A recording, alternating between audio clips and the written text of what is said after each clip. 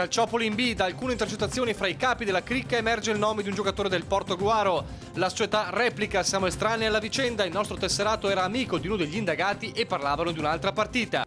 Ed ora il ciclone del Calciopoli che sta travolgendo la Serie B, siamo estranei a qualsiasi vicenda in ogni modo riconducibile a questa inchiesta. La dura replica della società Portogruaro summaga la notizia che il nome di un giocatore della squadra sarebbe emerso da una intercettazione telefonica fra uno dei presunti capi dell'organizzazione del calcio scommesse, Massimo Erodiani, e Gianfranco Parlato, collaboratore dell'Esperia Viareggio, squadra che sarebbe coinvolta nel giro.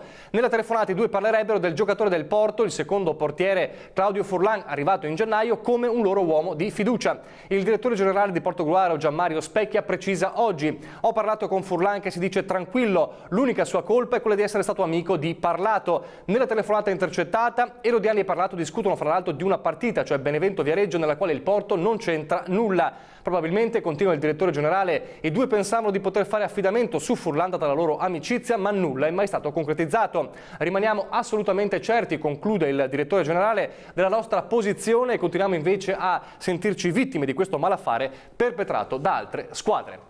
Lasciamo anche Calciopoli.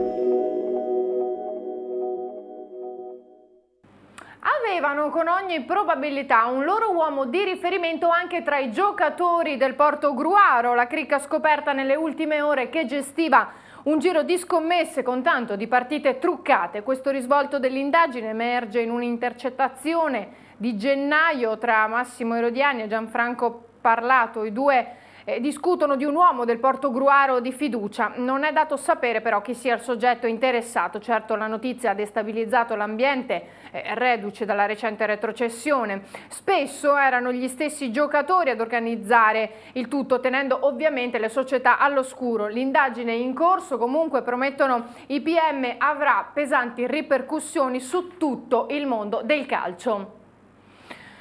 Cambiamo argomento, oggi si